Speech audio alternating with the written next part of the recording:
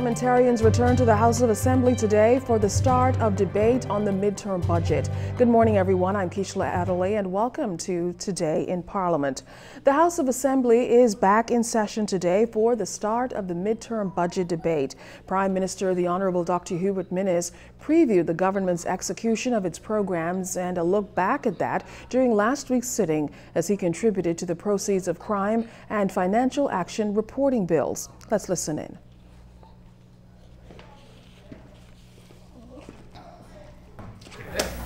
But, Mr. Speaker, we commence the mid-year budget next week. During the mid-year budget, I intend to address some matters with respect to OBAN, matters that both members will be very, very cognizant of. Their names appear very prominent in the documents and their opinions, and they would also know that this head is not much different from what you had sent to the AG's office on the 23rd of March of last year.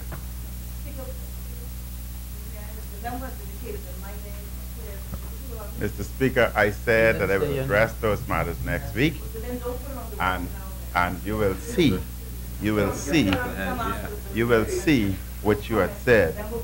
But Mr. Speaker, before I start, I want to extend condolence to the family of Sir Dermot Knowles, who is a true national hero, philanthropist, who had made great contribution to our society. And even upon his death, his family continued to make great contribution. But I rise, Mr. Speaker, on behalf of the wonderful people of Kalani, whom I have the privilege of serving here in this great parliament. And I rise in support of the proceeds of the Crime Bill 2018, which my government had promised to introduce as a part of our compendium of anti-corruption legislation. But I note that we have already passed legislation to provide for the standalone Office of the Public Prosecution. And the creation, Mr. Speaker, of an independent Office of Public Prosecutions will help to enhance the rule of law by removing the unnecessary influence of political figures. And we also propose to introduce an integrity bill. But, Mr. Speaker, before that bill is introduced here in this Parliament, I understand that there are questions about elements of that bill which will have to be properly reviewed in order to improve the legislation when necessary. But the proceeds of Crime Bill 2018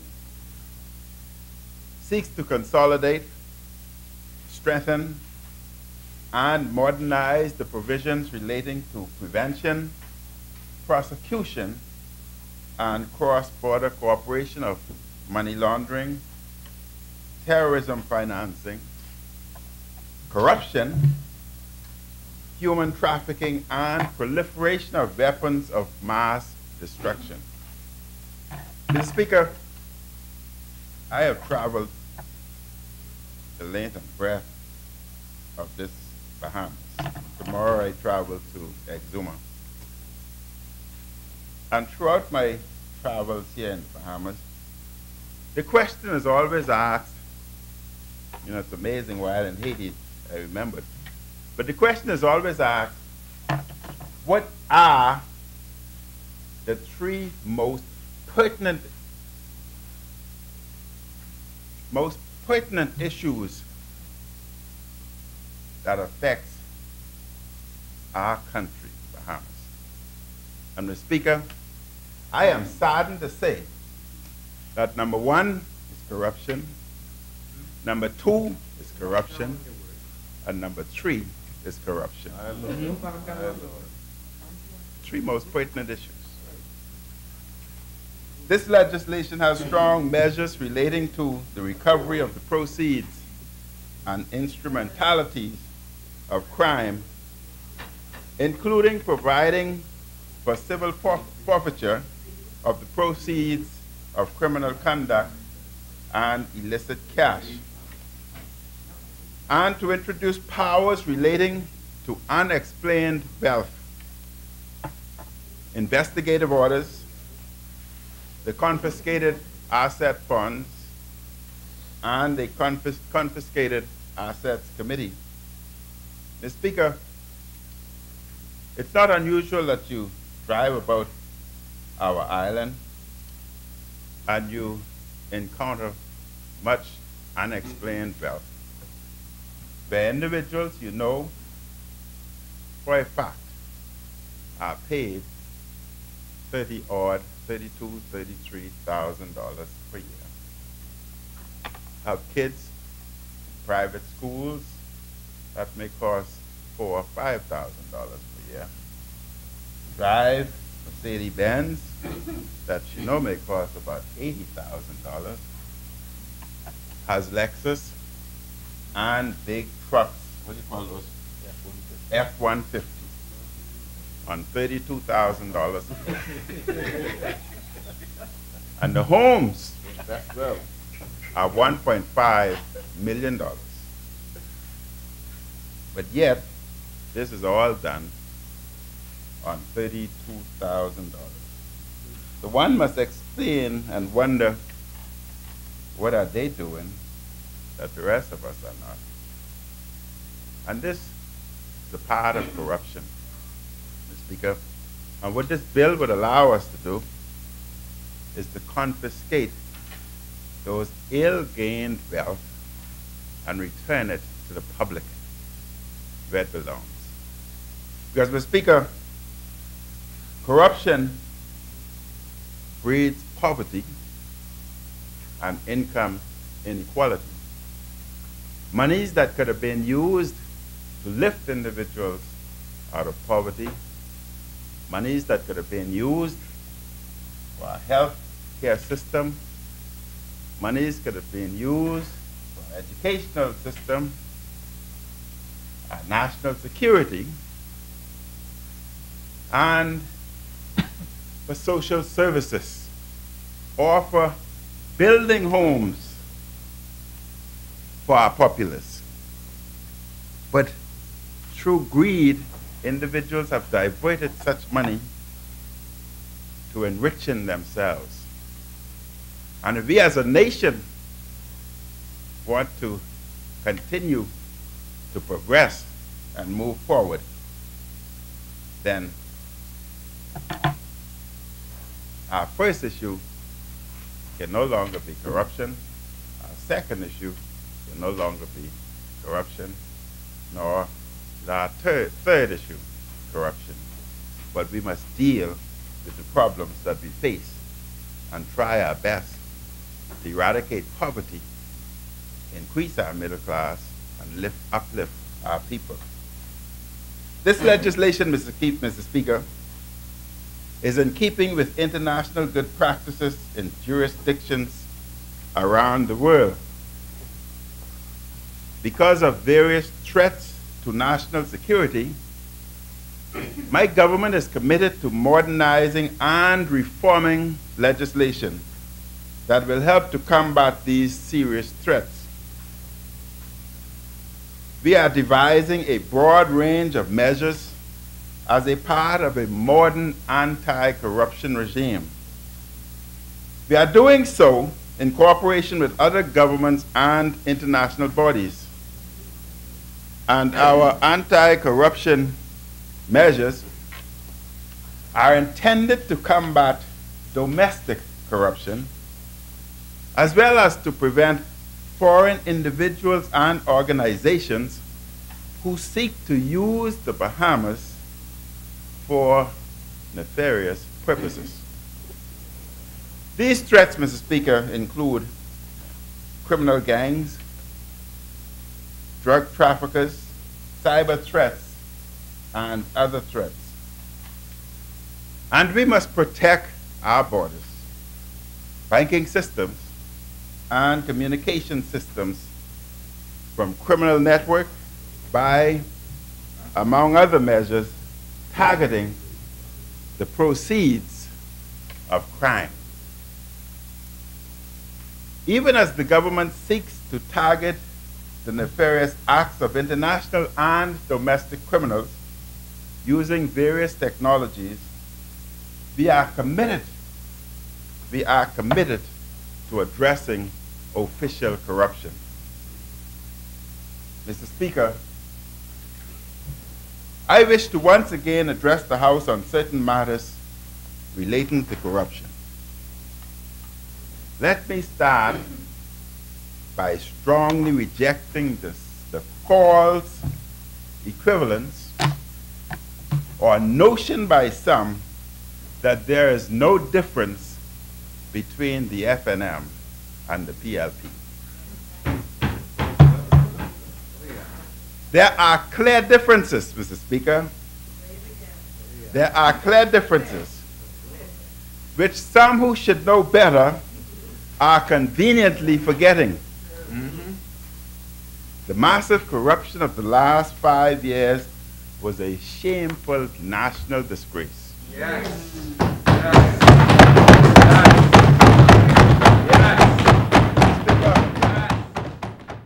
Well, the National Security Minister, the Honorable Marvin Dames, also contributed to the proceeds of crime and financial action reporting bills. He said the bills are an antidote to the practices which once branded the country a nation for sale. The adverse listings of financial jurisdictions in relations to banking supervision, anti-money laundering initiatives commenced by the FSF, the FATF, and the OECD issued notice of sanctions against countries and territories, which they identified as emergent in what is termed harmful tax practices. The appearance of the Bahamas on the list of these three multinational agencies represented a most serious challenge to the continuity and growth of the financial services sector in the Bahamas. Mr. Speaker, according to the Financial Intelligence Unit, compliance to regulatory standards is a major challenge. As such, there is an additional legislative framework in the continuance of money laundering investigations. The focus of those investigations and prosecutions have over the last 4 years resulted in 0 money laundering convictions. And presently, there is only 1 case currently before the courts.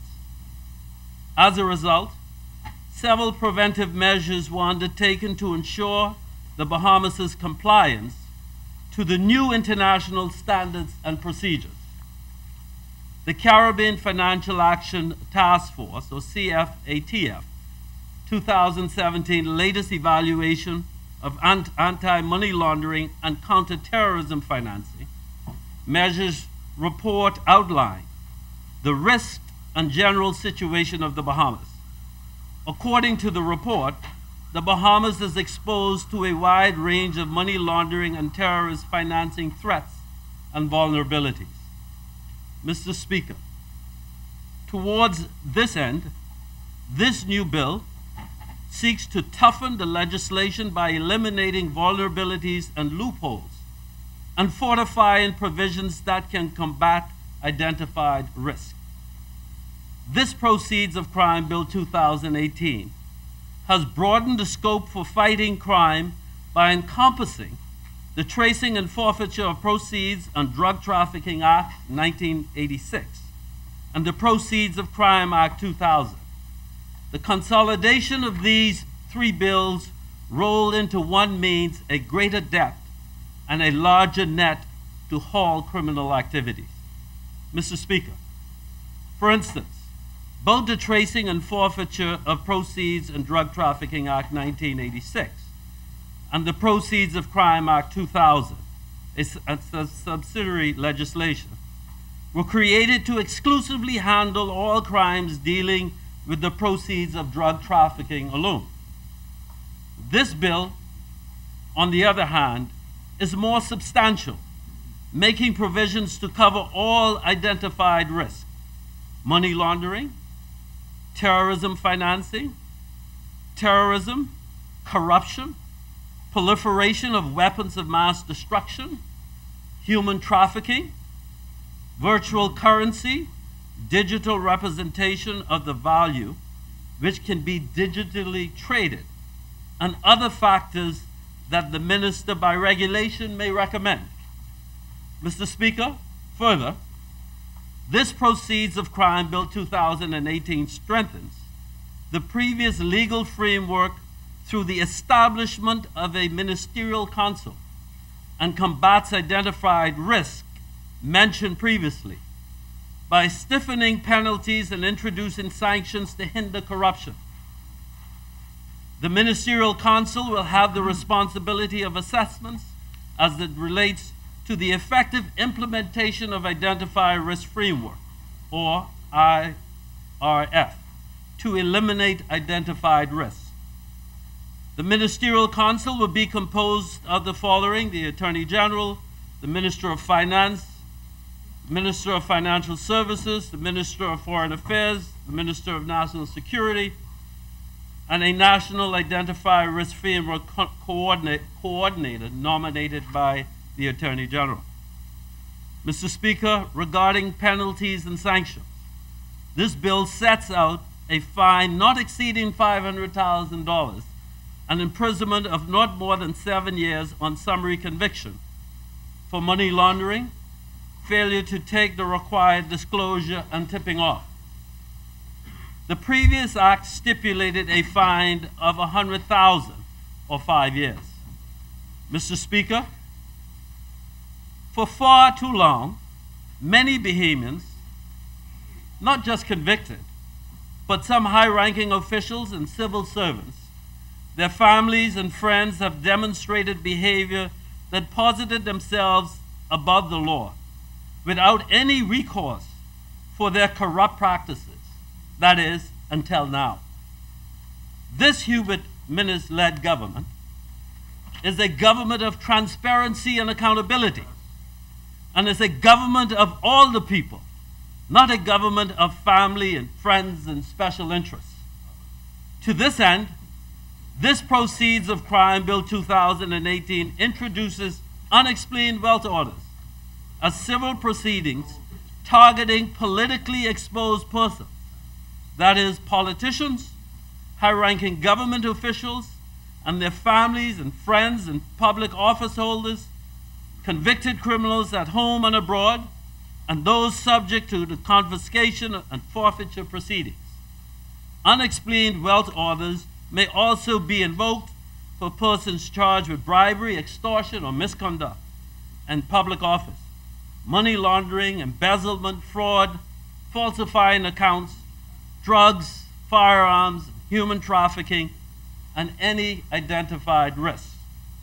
Mr. Speaker, gone are the days where one could steal, loot, commit every vice known to man, and afterwards take one's ill-gotten wealth and put it in mommy's name, or wifey's name, or sweetie's name, knowing that neither mommy, wifey, or sweetie, right, ever worked a day in their life.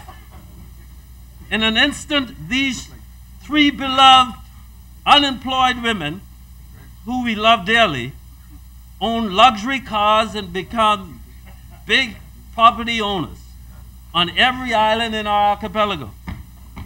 If you are engaging in criminal activities, this piece of legislation will expose you wherever you are and whoever you are, a blue-collar or a white-collar criminal, if you are, or no-collar, if you are trafficking in drugs, guns, people, or if you are sitting in the boardroom engaging in money laundering or terrorist financing over the internet, you will be exposed through this bill.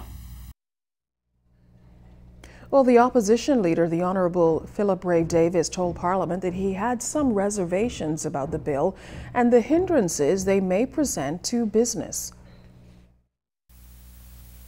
Cybercrime, human trafficking, money laundering, proliferation of financing of weapons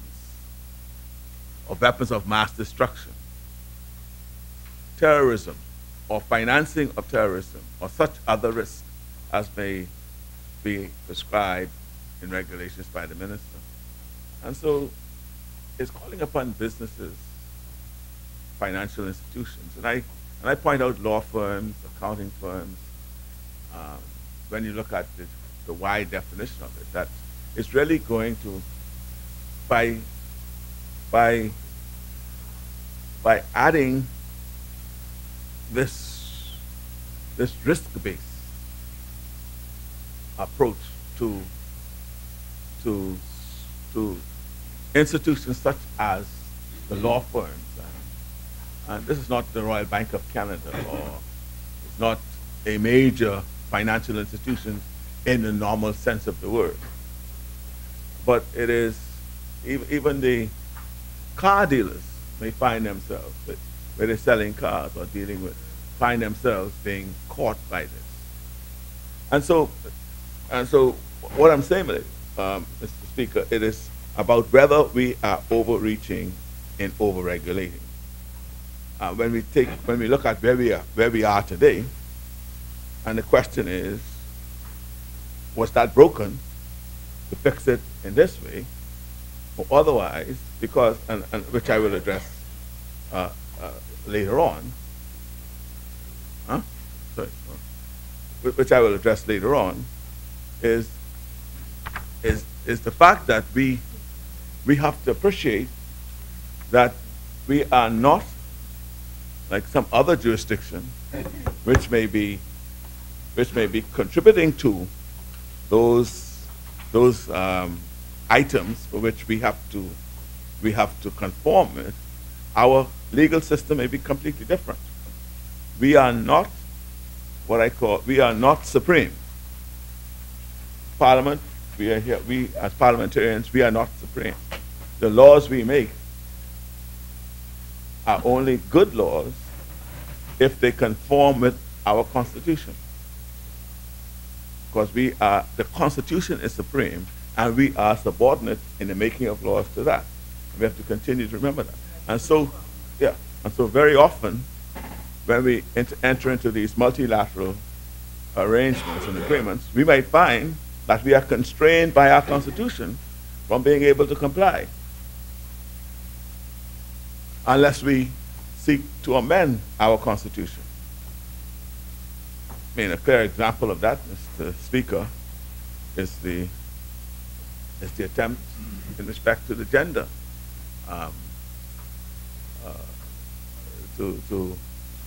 to correct the Constitution in respect to discrimination on the question of sex. And so we are not supreme. If we want to change that, we have to go to the people. And very often it's very difficult to persuade them to amend our Constitution. So that is just a salutary warning to all of us when we seek to pass laws which we may be obligated to look at to do because of the international arrangements that we may be a part of or entering into. And so, and so some of the challenges with the risk space, and as I said, and we may have to see how most of these may be addressed through regulations, i.e., this is the act we're dealing with when the minister sits down and see how this works. Right? Because one of the challenges I would point out in respect to identifying, assessing, and understanding your identified risks, which are all in respect to criminal activities, is risk. When you talk about risk, or when you think about risk, it imports a level of threshold. Right? Risk could be, very often when you hear about the terror alerts, it's whether they use colors, yellow or red, or it's low, high, medium. And so the risks are categorized, and the question is, of course the bill does not in any way address this issue, save that save that an institution could say to itself, well, having identified, assessed, and now understanding what my identified risk is, this facility holder, I will consider him to be low.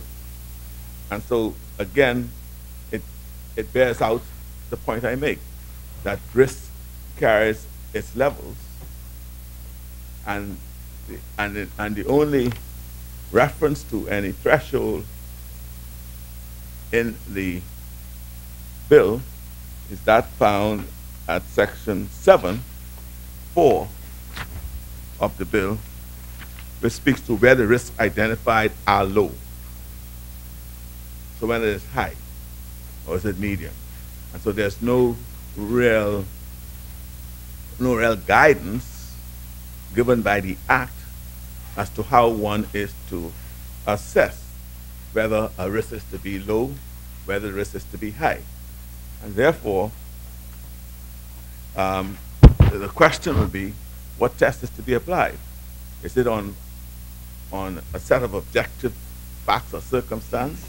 Or is it just that I'll sit down, this is my business, this is how I want to run it, I take into account all those factors I deem is necessary, and I therefore now find that it's low. So as I said, Mr. Speaker, those are some, I think they're what I'll call prosecutorial nightmares. It wouldn't be a defense nightmare, it would be a prosecutorial nightmare. And so the question is that we need to really, this is going to require, in my estimation, that it will be very important for the government to educate everyone about these bills. That's going to be very important. Brochures, I think town hall meetings and websites, I think we need to ensure that people understand this bill, because there are too many variables that could be introduced to cause the execution of this. Well, the North Abaco MP Darren Henfield also contributed to this bill. Here's part of his contribution. We must begin to appreciate that even in small businesses in Bahamas, we compete in an international community. The international community that we compete in requires certain standards of our businesses, be they small, be they large, be they medium size. If we are conducting the business of international financial transaction in any arena in which we engage, if we want to compete, as I know Bahamians can, we punch well above our weight. We say that all the time in this place. We have produced the first Academy Award winner, and Sir Sidney Poitier. We sit in this place with an Olympian, several Olympians, and we go to the Olympics and we don't bring back a gold medal. Bahamians are upset and angry. And as we compete in every genre of society, so too will we compete in the international community as relates to business and other financial transactions. And so, Mr. Speaker, with that, I begin by saying that North Abaco rises in support of this compendium of bills because we truly believe that this administration, led by the Honorable Member for Kalani, is possessed of the political will to successfully tackle and diminish the deleterious impact of corruption in this country of ours called the Bahamas. According to the World Bank, and I quote, "Corruption is a global phenomenon found in all countries, but evidence shows that it harms poor people more than others, stifles economic growth, and diverts desperately needed funds from education, healthcare, and other public services. An estimated $1 trillion gets siphoned off through bribes every year," end quote. Transparency International, Mr. Speaker, the global anti-corruption coalition that is leading the worldwide fight against corruption, defines corruption as the abuse of entrusted power for private gain. the organization's 2016 Corruption Perception Index rating, which measures the perceived levels of public corruption in countries worldwide based on expert opinion, from 0 being highly corrupt to 100 being very clean, gave the Bahamas a rating of 66. Today, we seek to go behind that 34%, Mr. Speaker. Our efforts in these hallowed halls today not only seek to improve the perception of corruption in the Bahamas by the international watchdogs like Transparency International, but it also seeks to build on our government's intentional agenda to introduce legislation intended to ensure greater public accountability by providing for the confiscation of unexplained wealth and for the forfeiture of ill-gotten gains. Too often we see people come to these hallowed halls, Mr. Speaker, like me. Paul, worked for the government all my life. And you will see that in a few coming days when we disclose. And after 5 years, they leave this place very wealthy. I want to speak with them because I need to find the formula so that I too might leave this place a little better off. And so today, Mr. Speaker, this Free National Movement administration, in bringing these pieces of legislation, continue in a serious way to address its platform to deal with this deleterious impact of corruption on this country. And we were mandated to do this by the Bahamian people. On the 10th of May, 2017, we got a clear mandate that we must deal with the impact of corruption. It's intolerable in this country and elsewhere in the world. And by so doing, we demonstrate our resolve to, as much as humanly possible, remove this yoke of corruption from the necks of the hard-working Bahamians who all too often are deprived of the benefits of their labor because of unscrupulous, self-serving kleptocrats whose only purpose in public life is to enrich themselves, their families, their friends, and their associates at any cost. You know, you get lovers, man. You get lovers. No, I'm not gonna go there, right? You know, we recently returned from an official visit to Haiti,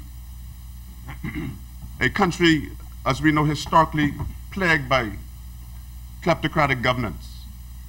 And when you look at the manifestation on the ground of what corruption can do, a country that received, since the earthquake, some $12+ billion in assistance and aid, and you look now to see what President Moise is faced with and what he battles trying to establish infrastructure, just common as roads, trying to build and stand up the infrastructure to be able to put in power and good water. The corruption impacts everything in your country. It permeates every fabric of your society, and you can see the manifestation of that on the ground. And so I'm honored to know that Moise and Prime Minister Minas are of a similar ilk and share so many commonalities in this regard, where they are seeking to improve the public good by mitigating corruption, seeking to give us better schools, better infrastructure, right? Not just coming to government and doing business as usual and watching as the world turns. No, we came here to make a difference. We came here to make a difference. That's why I hitched my wagon to the member from Kalani. I hitched my wagon to him because I felt he wanted to make a difference. Well, as you can see just behind me, the chamber of the House of Assembly is starting to fill up ahead of this morning's session. Of course, the focus for this morning is debate on the midterm budget. This is, of course, an analysis of where the government is with its spending and what plans and programs it intends to continue to execute midway through the budget period. But right now, we're going to go back to our review of last week's debate, which focused on the proceeds of crime and financial action reporting bills in the House of Assembly. The bill isn't exactly a controversial one, but there was some back and forth on this bill. The MP for Exuma, Chester Cooper, contributed to the bill, speaking to the issue of sovereignty and the competition associated with the financial services industry and the market share the Bahamas may be losing if we are too tough on ourselves. Let's listen. I believe that the bills would result in the strengthening of anti-money laundering protocols, but I do have some concerns. Let me say in full disclosure that I have personal financial interests in financial services and insurance industry, as well as the money transfer business that exists, that existing FTRA legislation already regulates. So I believe that information is public knowledge. I'm not going to go through the entirety of both bills, but I'd like to point out some areas that I think warrant clearer definition and description, or they could become problematic. Mr. Speaker, in the previous version of the legislation, Section 3 states the definition of financial institutions and implicitly includes the property and casualty general insurance industry in this definition. I say the previous version based on some commentary and correspondence I've seen. The Attorney General has indicated that this would be excluded from the bill, although I haven't yet seen those amendments. However, I will take the AG's word for it until we in fact see the amended version of the bill.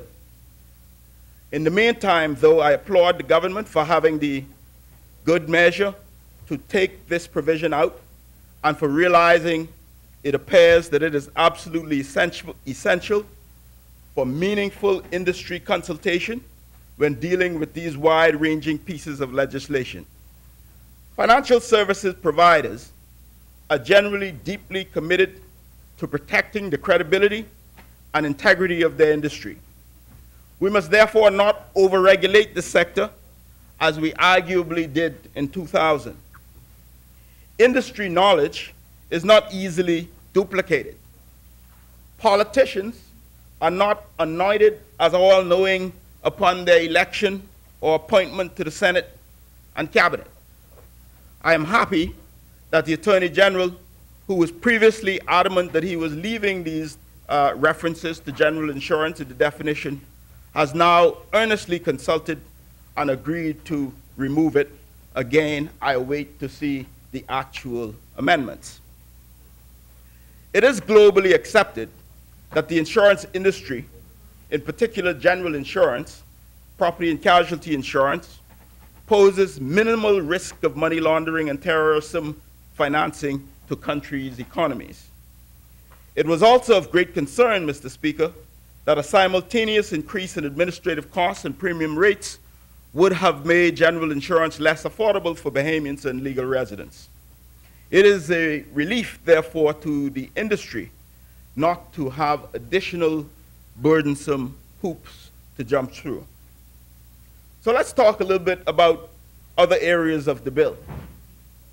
With regard to money transfer business, Mr. Speaker, this industry is already adequately, properly, tightly regulated by the Central Bank of the Bahamas. Major money transfer companies like Cash and Go already adopt these standards. As a general point, you know them too. As a general point, we must take care not to overregulate and put up unnecessary barriers for businesses to do business in the Bahamas. It's already hard enough.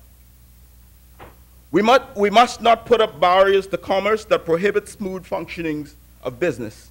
And I know the member for East Grand Bahama is on side with this point as well. For example, Why do I need an NIB card to license a motor vehicle? Why do I need to pay real property tax for individual directors serving on boards where they have no real financial interest to get a tax compliance certificate? These are just two examples of government overreach that should be discontinued, Mr. Speaker. These are the kinds of things that I call vexing business issues.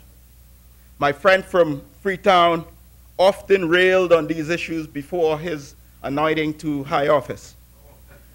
I trust that he will not allow himself to be silenced. With regard to Clause 6 of the bill, Mr. Speaker, regarding customer due diligence by financial institutions, we must not, and let me say again, we must not overregulate financial services sector, especially when it comes to low-risk business. We must balance the need for regulation and the need for more ease of doing business to remain a vibrant, competitive jurisdiction. Domestic banks already applying a sledgehammer in many cases where a fly swat will do. And I know what the side opposite will say. It will say perhaps that this legislation is desperately needed to come in line with international commitments. I accept the point. But again, Mr. Speaker, we must strike a balance. We must not fall our tent in financial services. We must not just have legislation thrust upon us.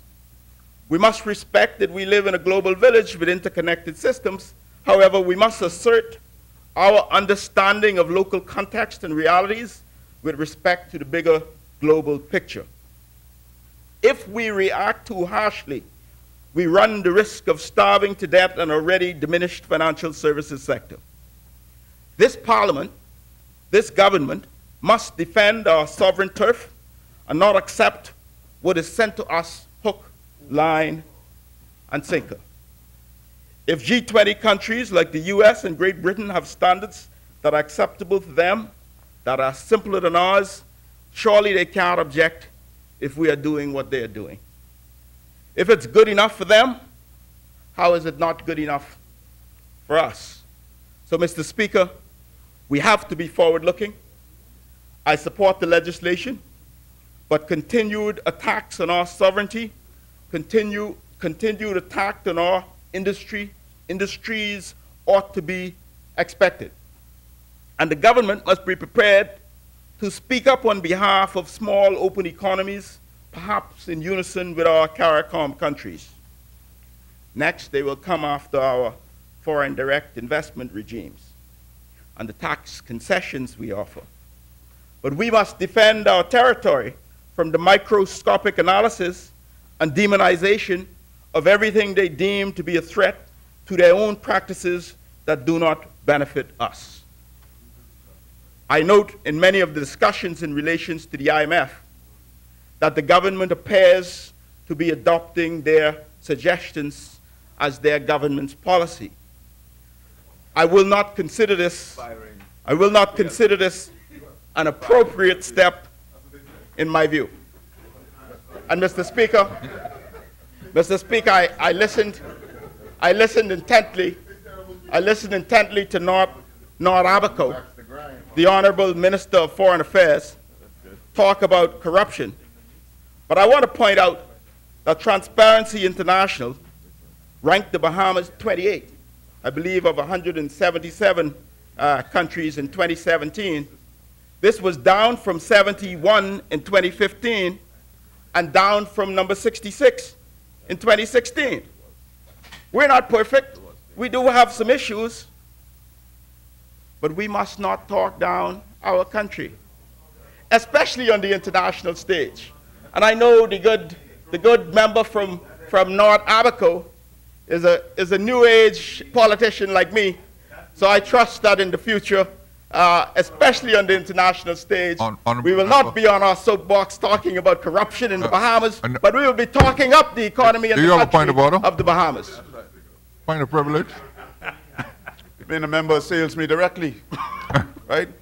Mr. Speaker, I don't know where the side opposite gets this from, that we're all over the world talking down the economy of the Bahamas. Yeah.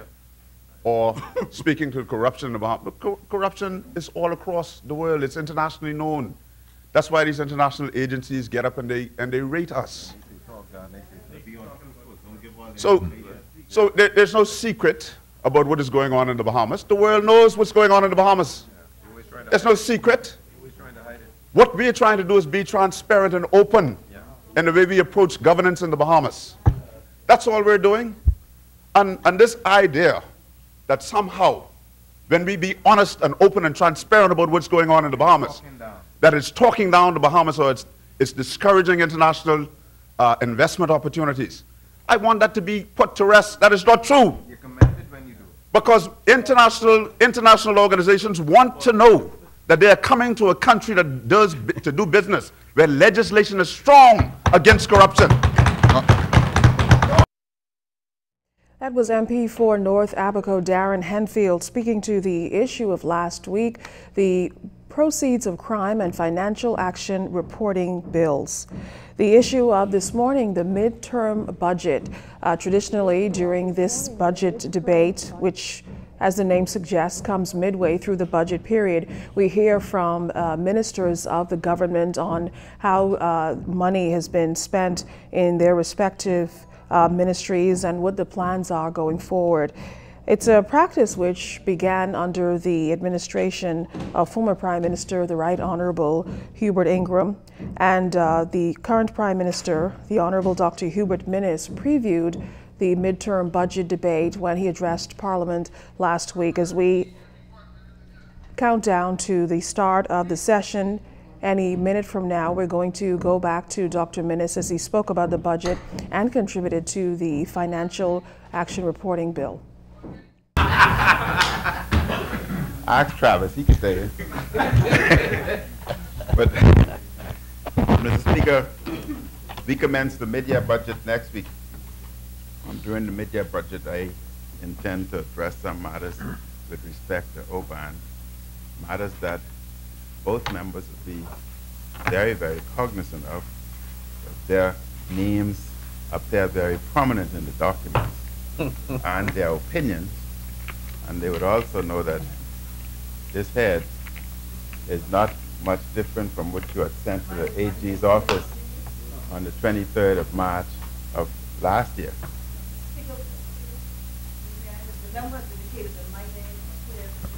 Mr. Speaker, well, everyone has seemed to have taken their position now as we go now live to the proceedings of the House of Assembly. Whatever you want me to give you.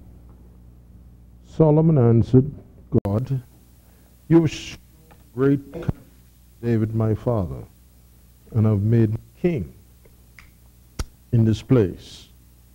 Now, Lord God, let your promise to my father David be confirmed. For you have made me king over who are as numerous as the dust of the earth. Give me wisdom, knowledge, that I may lead this people. Or who is able to govern people of yours?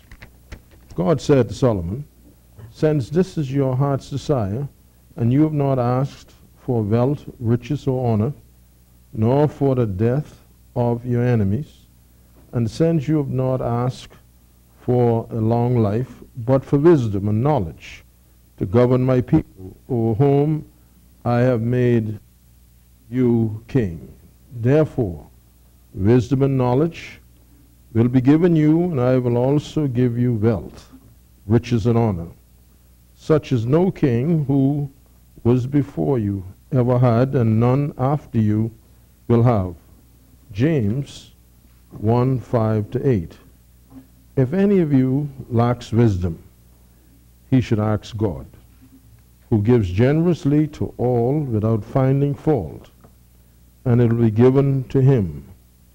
But when he asks, he must believe and not doubt, because he who doubts is like a wave of the sea, blown and tossed by the wind. That man should not think he will receive anything from the Lord.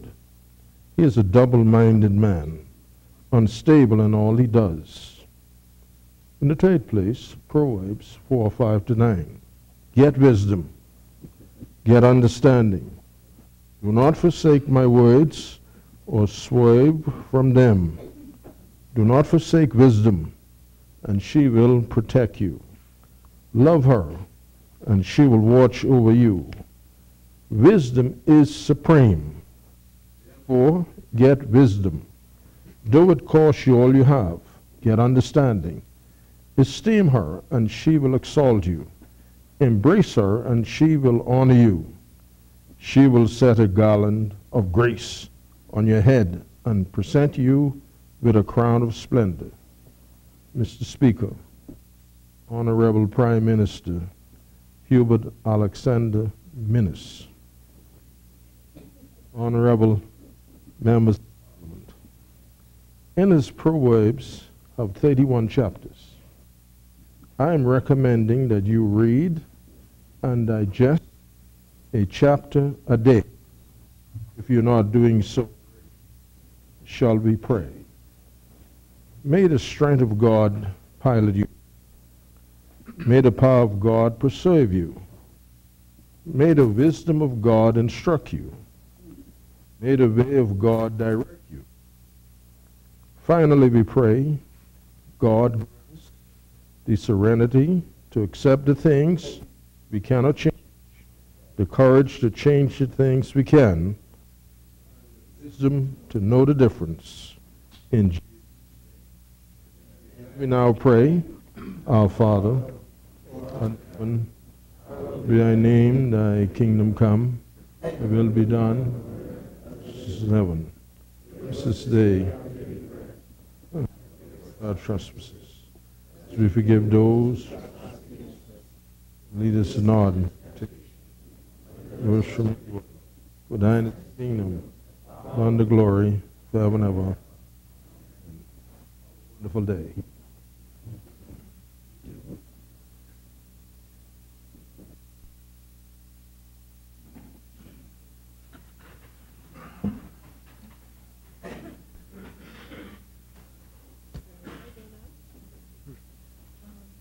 Dr. Hubert Minnis, Peter Turnquest, Brent Simonet, Desmond Bannister, Renwood Wells, Jeffrey Lloyd, Dr. Dwayne Sands, Marvin Dames, Frankie Campbell, Dionisio Diagula, Michael Pintard, Darren Henfield, Romuald Ferreira, Lanisha Roll, Renzo Roll, Ellsworth Johnson, Philip Davis, Juan Miller, Takesha Parker Edsom, Iram Lewis, Carlton Boleg, James Aubrey, Travis Robinson, Adrian Gibson, Donald Saunders, Frederick McAlpine, Hank Johnson, Mark Hume, Michael Fultz, Miriam Refi Emmanuel, Reese Shipman, Reuben Ramming, Ricky Mackey, Shannon Dawn Cartwright, Charnel Ferguson, Leonard Hannah Martin, Kaiso Forbes, Chester Cooper.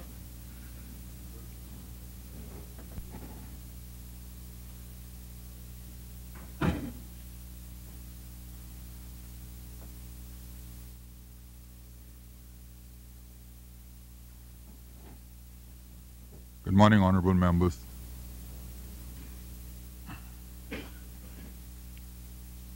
Introduction and swearing in of new members. Laying of documents by ministers. The chair recognizes the honorable member for Marathon. Morning, Mr. Speaker. Mr. Speaker, I beg leave to lay on the table of the House a copy of the following: the Planning and Subdivision Zoning Golf Course Estates La Playa Order, 2018. Order that the document be brought up.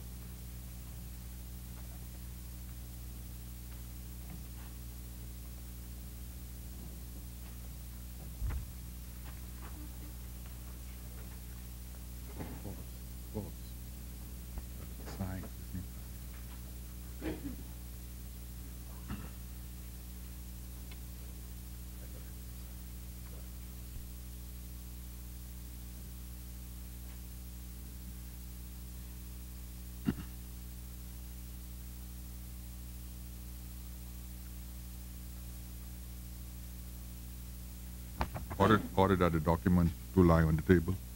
Further laying of documents by ministers. The chair recognizes the honorable member for Carmichael. Thank you, Mr. Speaker. Mr. Speaker, I beg leave to lay on the table of the House a copy of the following. 1, the Electricity Amendment Act 2018, appointed day notice 2018.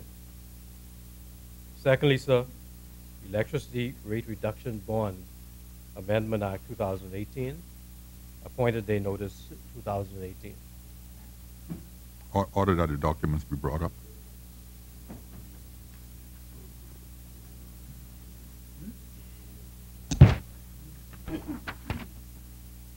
Order that the documents do lie on the table. Further laying of documents by ministers. The chair recognizes the honorable member for Kalani. Thank you, Mr. Speaker. Mr. Speaker, I beg leave to lay on the table of the House a copy of the following. Freedom of Information Act 2017, appointed date notice 2018. Order that the document be brought up. Order that the document do lie on the table. No. Further laying of documents by ministers. None, sir. Statements and communications by ministers. The chair recognizes the honorable member for South Beach. Thank you, Honorable Minister. Speaker. Speaker, may I beg your leave to make a report to this House on my recent trip to the 20th Conference of Commonwealth Education Ministers that was held in Nadi, Fiji, beginning on the 19th of February, ending on the 23rd.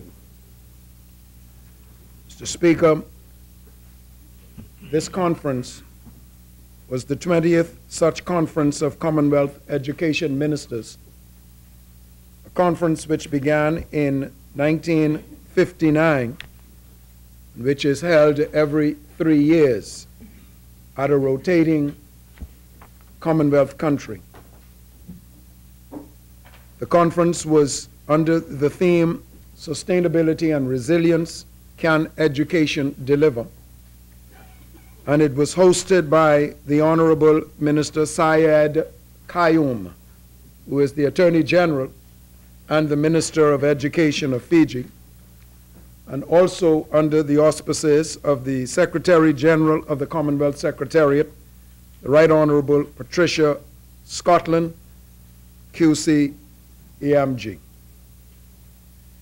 Mr. Speaker, this is the first conference of Commonwealth Education Ministers since the global community adopted the 2030 Agenda for Sustainable Development, a meeting which would give education ministers the opportunity to agree on effective strategies to help individual countries achieve Sustainable Development Goal number 4, which speaks specifically to education, and that is inclusive and equitable education for all and the promotion of lifelong learning.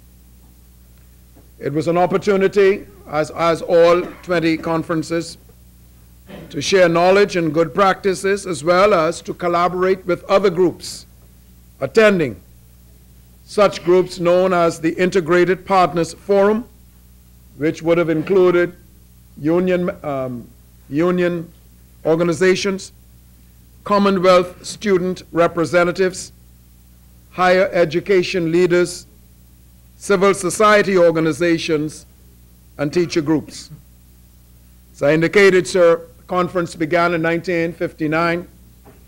It's held every year, every 3 years, and that first meeting was held in Oxford, England.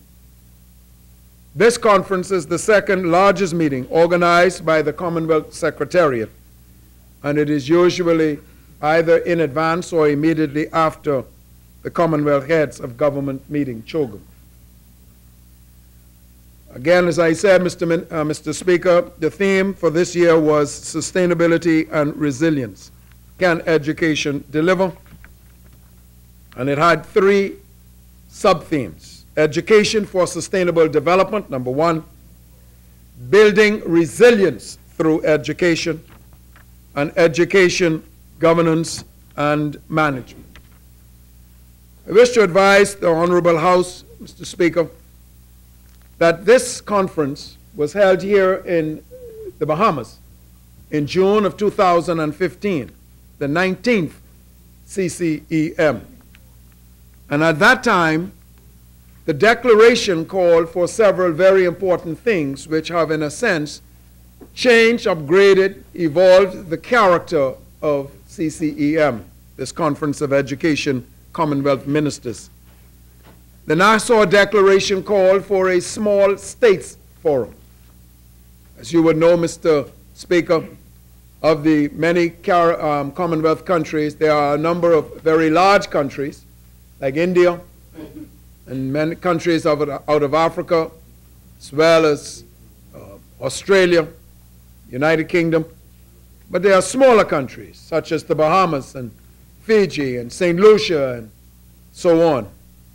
And this, through our own initiative at the 19th CCEM, enabled an opportunity for, at the CCEM, to facilitate what we call a small states forum, which the Bahamas, in my person, Mr. Speaker, had the privilege to chair at this time. It was also through the Nassau Declaration that there would be an increasing the level of and substance of dialogue between ministers and other attendees, a Commonwealth Accelerated Development Mechanism, which is by the acronym CADME, and most importantly, Mr. Speaker, the establishment of an Education Ministers Action Group, or commonly known as EMAG. There are 10 countries that make up the EMAG.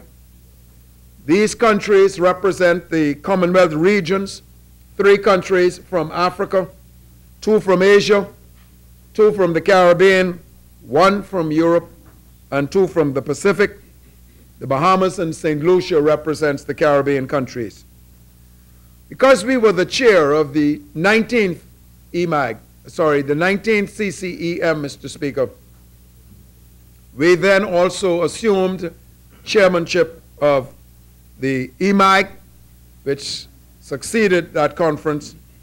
And at this particular 20th CCEM in Fiji, the Bahamas, after providing a report on the achievements and successes and notes of the previous 3 years, handed on the chairmanship to Fiji and the Honorable Kayed Sayoum.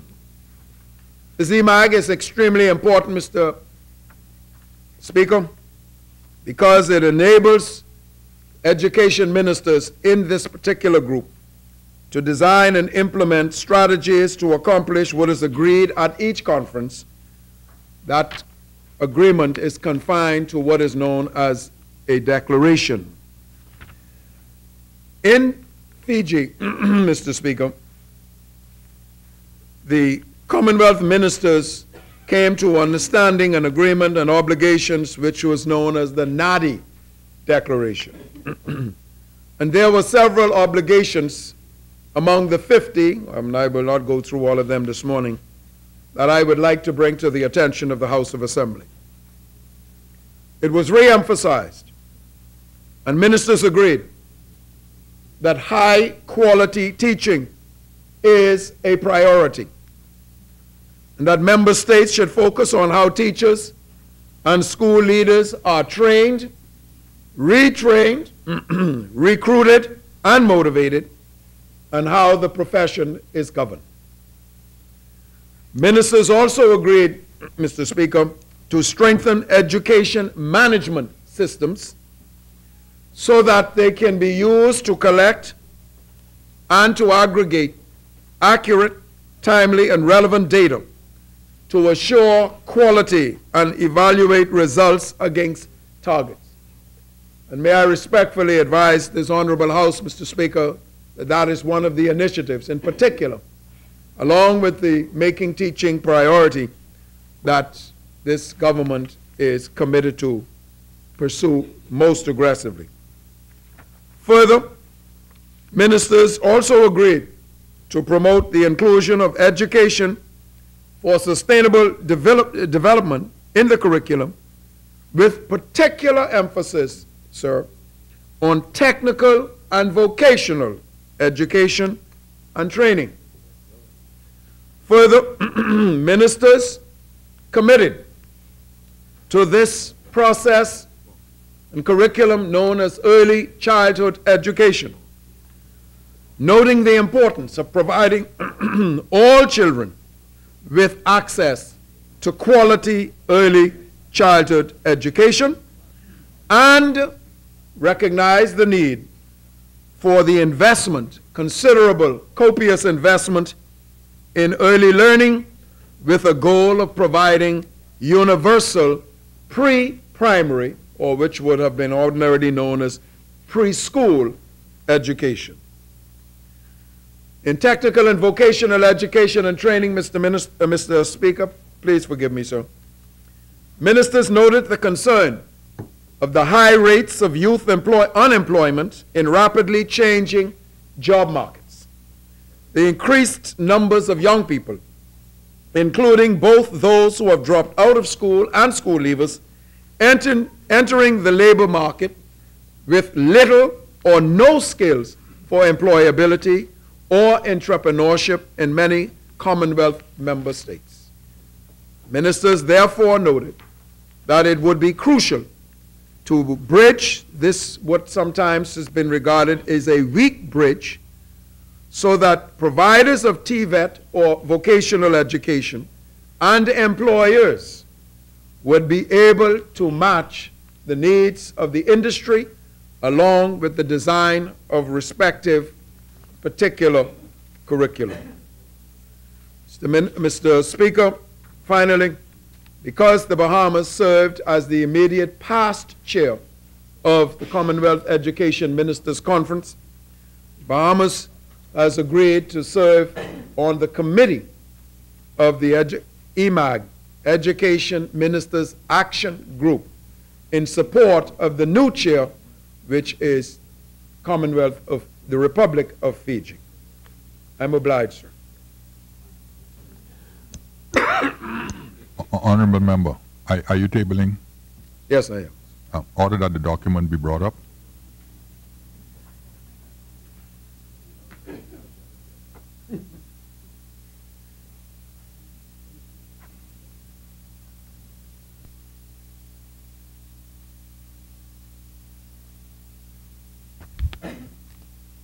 Order that the document to lie on the table. Further statements and communications by ministers. The chair recognizes the honorable member for Seabreeze. Thank you, Mr. Speaker.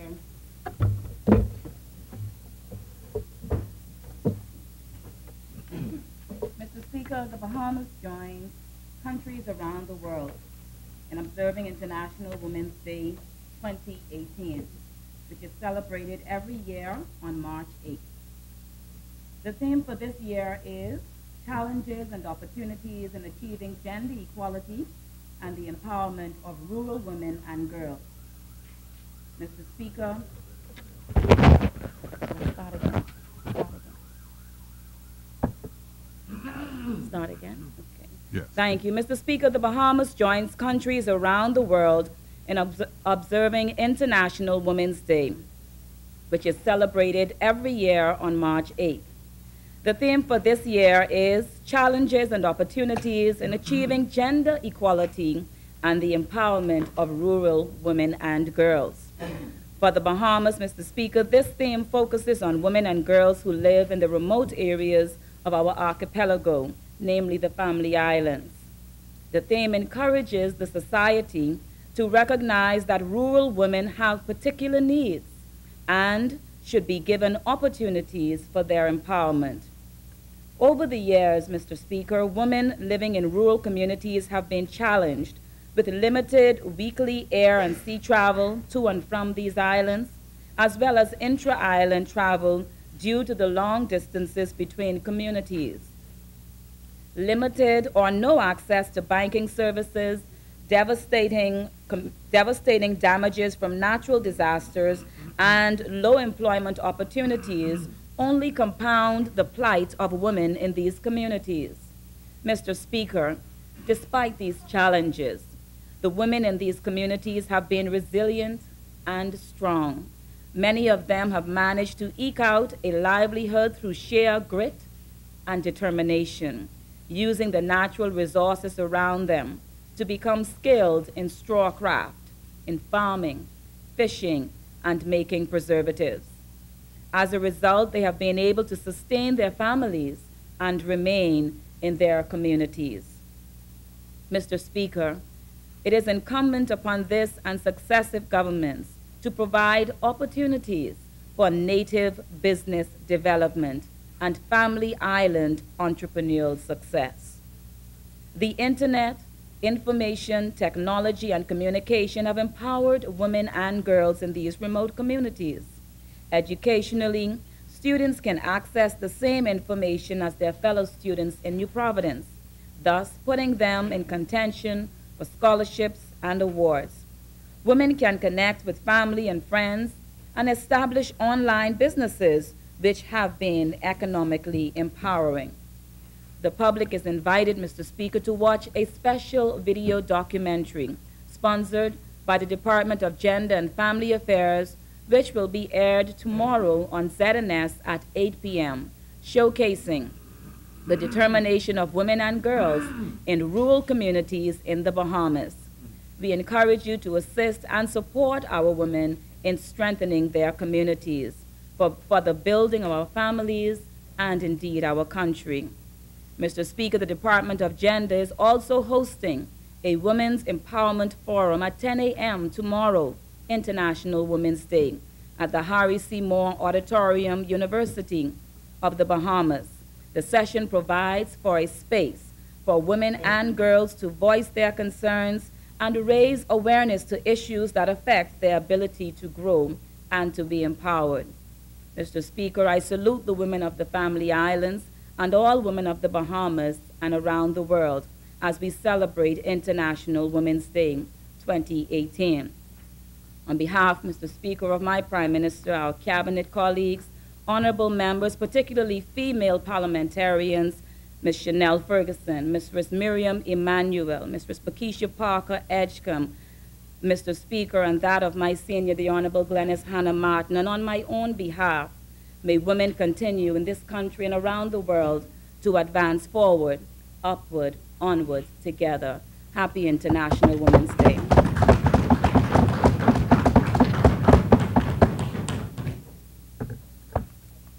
Honorable Member, are you tabling that document? Okay.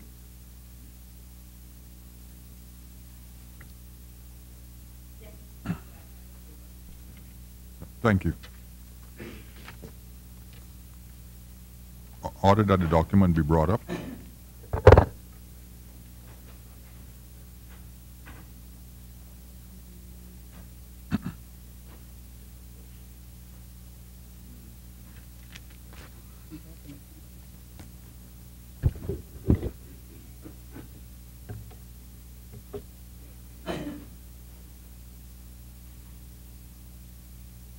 Order that document to lie on the table. Further statements and communications by ministers.